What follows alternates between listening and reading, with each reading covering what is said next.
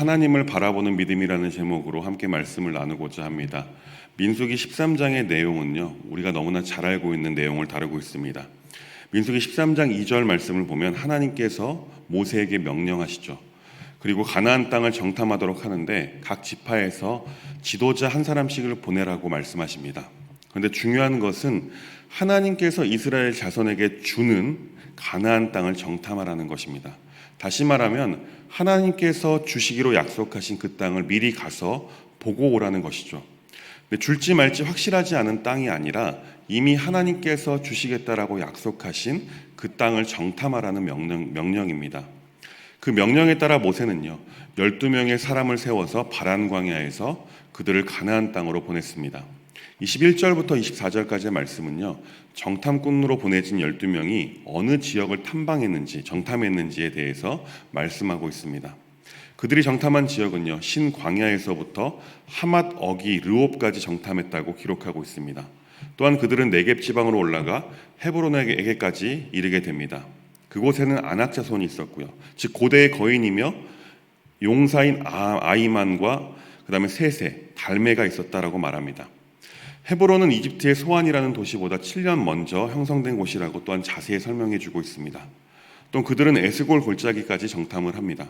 그리고 왜 에스골 골짜기라는 이름이 붙게 되었는지 23절과 24절 말씀을 통해서 알려주고 있습니다. 그 이름은 이스라엘 자손이 그곳에서 포도송이를 땄기 때문에 에스골 골짜기다라고 불렸다라고 말씀합니다. 25절부터 본격적으로 12명의 정탐꾼들이 보고 온 것을 이스라엘 백성들과 모세와 아론 앞에서 보고하기 시작합니다. 이 12명의 정탐꾼들은요, 40일을 모세가 하나님께로부터 명령을 받은 대로 그대로 열심히 정탐을 하고 돌아왔습니다. 그래서 그들은 정탐한 내용을 아주 생생하게 모세와 아론과 이스라엘 자손의 온 회중에게 보고하는 것입니다. 정탐꾼들의 첫 마디에서 그들이 가나안에 대해서 가지고 있는 우리 생각을 알 수가 있는데요. 27절 말씀을 보겠습니다. 함께 읽습니다. 모세에게 말하여 이르되 당신이 우리를 보낸 땅에 간즉 과연 그 땅에 젖과 꿀이 흐르는데 이것은 그 땅의 과일이니이다. 정탐꾼들은요, 모세에게 가나안 땅에 대하여 당신이 우리를 보낸 땅이라고 표현하고 있습니다. 가나안 땅에 대해서 민수기 14장, 40장에서는 가나안 땅을 여호와께서 그들에게 주시기로 맹세한 땅이라고 표현하고 있습니다. 또한 오늘 본문 2절에서와 같이 내가 이스라엘 자손에게 주는 땅이라고 기록하고 있습니다. 그런데 오늘 정탐꾼들은요, 모세 당신이 보낸 땅이다라고 기록하고 있는 것입니다. 정탐꾼들은 그 땅에서 가지고 온 가해들을 보이면서 과연 젖과 꿀이 흐르는 땅이 맞습니다라고 표현을 하고 있습니다. 하나님께서 모세에게 약속하실 때 그 말씀한 젖과 꿀이 흐르는 땅이라는 표현만 정탐꾼들이 의도적으로 취해서 사용하는 것입니다. 왜냐하면 말 그대로 그곳에 가보니 정말 젖과 꿀이 흐르는 땅이었기 때문에 그렇습니다. 그런데 그들 속에 하나님께로 주시기로 약속하신 땅이라는 표현은요, 의도적으로 사용하지 않고 있음을 보여주고 있습니다. 그것은 그들이 보고 온 것을 통해 두려움이 그들 안에 심겨졌기 때문입니다. 눈에 보이는 먹음직스러운 과일과 자연을 보게 될 때에는 정말 탐스러운 땅이었지만 그곳에 거주하고 있던 거주민과 견고한 성읍들을 보고 그들은 두려움에 사로잡혔던 것입니다. 그래서 27절에서 젖과 꿀이 흐르는 땅이라고 표현하자마자 28절에 가서는 그러나라는 반대의 접속사를 사용하고 있음을 보게 되는 거죠.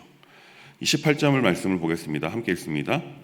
그러나 그 땅 거주민은 강하고 성읍은 견고하고 힘이 클 뿐 아니라 거기서 아낙 자손을 보았으며, 지금 정탐꾼들이 뭐라고 말하고 있습니까? 그들이 가서 보니까 그곳에 거주하고 있는 사람들은 강하다. 그리고 그들은 고대의 용사 거인족 아낙 자손이 있었다라고 말하고 있습니다. 그리고 성읍은 견고한 요새처럼 되어 있어 매우 크다라고 표현하죠.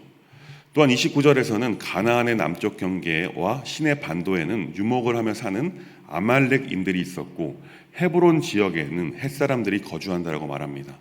또 이어서 예루살렘에는 여부스인들이, 산지에는 아모리인들이, 그리고 해변과 요단 계곡에는 가나안인들이 거주하고 있다라고 말합니다.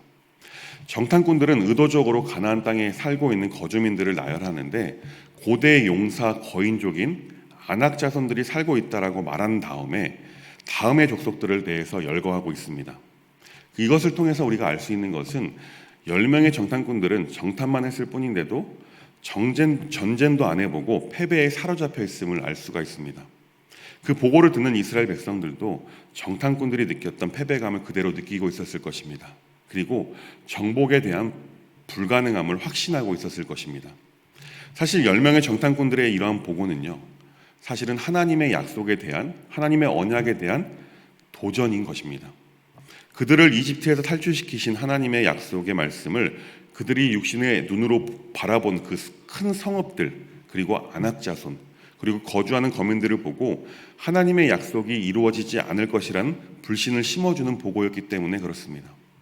그 10명의 보고를 가만히 듣고 있던 갈렙이 드디어 입을 열어 자신이 보고 느낀 것을 보고하기 시작합니다. 30절 말씀입니다. 우리 30절 말씀 함께 보겠습니다. 갈렙이 모세 앞에서 백성을 조용하게 하고 이르되 우리가 곧 올라가서 그 땅을 취하자 능히 이기리라 하나. 아멘. 갈렙은요 10명의 정탐꾼들의 보고로 동요하고 있는 이스라엘 백성들을 모세 앞에서 조용하게 시킵니다. 그리고 이전 정탐꾼들의 보고를 반박하고 있습니다. 그리고 갈렙은요 이스라엘 백성들에게 용기를 불어넣어주며 도전하고자 선포하고 있습니다. 올라갑시다. 올라가서 그 땅을 점령합시다. 우리는 반드시 그 땅을 점령할 수 있습니다. 라고 말입니다. 정탐꾼들은 똑같은 것을 보고 돌아왔습니다. 그런데 그들의 보고는 전혀 달랐죠. 10명 다수의 보고는 우리는 할 수 없다. 그들은 강하고 크다라고 보고하는 반면에 갈렙과 여호수아는 달랐습니다. 우리는 그 땅을 반드시 정복할 수 있다라고 보고하게 됩니다. 어떻게 이들은 이처럼 다른 보고를 할 수 있었을까요? 그것은 아주 단순하죠. 10명의 다수의 정탐꾼들은 눈앞에 보인 장애물만을 바라보았던 것입니다. 그러나 갈렙과 여호수아는 달랐습니다. 갈렙과 여호수아의 눈에도 물론 그들은 크고 강해 보였을 것입니다. 그러나 갈렙과 여호수아는 그들과 다르게 이길 수 있다라는 보고를 합니다. 갈렙이 이렇게 보고할 수 있었던 것은 똑같이 눈앞에 있는 장애물을 보았지만 갈렙은요 거기서 멈추지 않았습니다. 장애물보다 더 크신 하나님을 바라볼 수 있는 영적인 눈이 열렸던 것입니다. 자신들을 이집트에서 구원하신 강하신 하나님, 광야에서 머물 때에 굶기지도 않았고 매일 구름 기둥과 불 기둥으로 보호하시고 인도하신 그 하나님을 신뢰하고 믿었던 것입니다. 더 큰 강대국이었던 이집트에서도 무사히 탈출을 하게 하신 그 하나님께서 가나안 땅을 정복하지 못하실까? 라는 믿음이 갈렙에게 있었던 것입니다. 두려움 가운데 있던 10명의 정탐꾼들은 갈렙의 말에 다시금 재반박을 하고 있습니다. 동요하고 있는 백성들을 가까스로 진정시키고 하나님의 약속을 기억하게 하고 이스라엘 백성들이 가나안으로 올라가게 하려던 갈렙의 시도는 10명의 정탐꾼들의 주장에 무산되기 시작했습니다. 그들의 주장은 이렇습니다. 우리는 도저히 그 백성들을 칠 수 없습니다. 그 백성들은 우리보다 더 강합니다. 우리가 정탐한 땅은 사람들을 삼키는 땅이고 그 땅에서 본 백성들은 거인족입니다. 거기에는 네피림, 고대의 용사들의 후예인 아낙 자손들의 거인들을 보았습니다. 그들 앞에서 우리는 스스로 보기에도 메뚜기 같았습니다. 어찌 우리가 이길 수 있겠습니까? 우리는 질 것입니다. 그러니 올라가서는 안 됩니다. 조금 전까지 가나안 땅에서 따온 과일들을 보여주면서 과연 젖과 꿀이 흐르는 땅이라고 말하던 그들이 이제는 헛소문을 퍼뜨리기 시작합니다. 사람들을 삼키는 땅이다라고 말입니다. 이 갈렙의 주장이 얼마나 설득력 있고 강해 보였으면 그들이 지금 없는 말을 지어서 삼키는 땅이다라고 말하고 있는 것입니다. 그리고 그들은 좀 전에 보고에서는 아낙 자손, 그저 거인들이 거주하고 있다라고 표현했는데 지금은 네피림, 즉 고대 홍수 이전에 살았던 신격화된 용사들을 아낙 자손에 대해서 표현하고 있는 것입니다. 이 신화적인 과장된 표현을 사용해서 다시금 백성들에게 두려움을 심어주고자 했던 것입니다. 왜 그들이 그렇게까지 해야 했을까요? 갈렙의 말을 듣고 백성들이 가나안 땅에 가서 전쟁을 벌이면 자신들이 죽게 될 것이다 라는 두려움 때문일 것입니다. 그래서 죽기 싫은 마음에 거짓을 말하며 백성들을 다시금 두려움에 잠기게 하고 있음을 보게 되는 것입니다. 지금 10명의 정탐꾼들은 사실 각 지파의 지도자들이죠. 하지만 이집트에서 노예 생활에 익숙해져 버린 자들이었습니다. 불합리함에 대해서도 대적 한번 못 해보고 반박 한번 못 해보고 말도 안 되는 노예의 요구에도 두려워하고 수긍하고 있었던 그들. 하나님의 인도하심으로 광야에서 살아가고 있었지만 자유함에 만족하지 못하고 단순하게 먹을 것 때문에 물이 없다고 불평하고 이집트 노예였던 시절이 더 좋았다라고 말하는 그들이었던 것입니다. 그러나 갈렙과 여호수아는 달랐습니다. 그들은 하나님을 바라보았습니다. 자신들을 이끌어 이집트에서 탈출케 하신 하나님, 광야에서 늘 언제나 배불리 먹이셨던 그 하나님, 낮에는 더위를 피할 구름 기둥으로 더위를 식혀주시고 밤에는 추위를 이길 불 기둥으로 그들을 보호하셨던 그 하나님을 바라보고 있었던 것입니다. 결국 다음 장에 보면 다른 두 보고에 따라 결과가 기록되어 있습니다. 다 아시는 것처럼 10명의 정탐꾼들은 결국 죽임을 당하게 됩니다. 또한 갈렙과 여호수아의 증언을 받아들이지 않고 다른 정탐꾼들의 거짓 증언을 받아들인 백성들도 같은 징벌을 받게 됩니다. 광야에서 나온 1세대 이스라엘 백성들은 모두 하나님께서 주시겠다고 약속하신 그 젖과 꿀이 흐르는 가나안 땅을 보지도 못하고 광야에서 모두 죽게 된 것입니다. 그러나 1세대 백성들 중에 유일하게 믿음의 눈으로 장애물보다 크신 하나님을 바라보았던 갈렙과 여호수아만이 하나님께서 주시겠다고 약속하신 그 젖과 꿀이 흐르는 가나안 땅을 밟게 되었습니다. 사랑하는 법한의 교회 여러분, 우리도 삶을 살아가다 보면요, 고난이라는, 어려움이라는 큰 장애물을 마주할 때가 있을 것입니다. 그때 무엇을 바라보고 보시겠습니까? 눈앞에 커 보이는 그 장애물만을 바라보시겠습니까?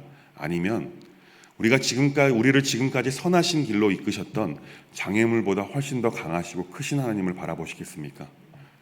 바라기는 우리 사랑하는 성도님들께서는 장애물보다 크신 하나님, 전능하신 하나님, 우리의 삶을 선하신 길로 이끄실 하나님, 마침내 우리를 하나님의 나라에까지 이끌어 가실 신실하신 그 하나님을 바라볼 수 있길 간절히 소망합니다. 오늘도 신실하신 하나님 한 분만 바라보는 복된 삶을 살아내는 저와 우리 모두가 될 수 있길 주님의 이름으로 간절히 축원합니다. 기도하겠습니다. 하나님, 오늘 우리가 잘 아는 말씀을 통하여 다시금 우리 눈앞에 있는 장애물보다 크신 하나님을 믿음의 눈으로 바라보는 삶을 살아야 함을 제하기만 하여 주시니 감사드립니다.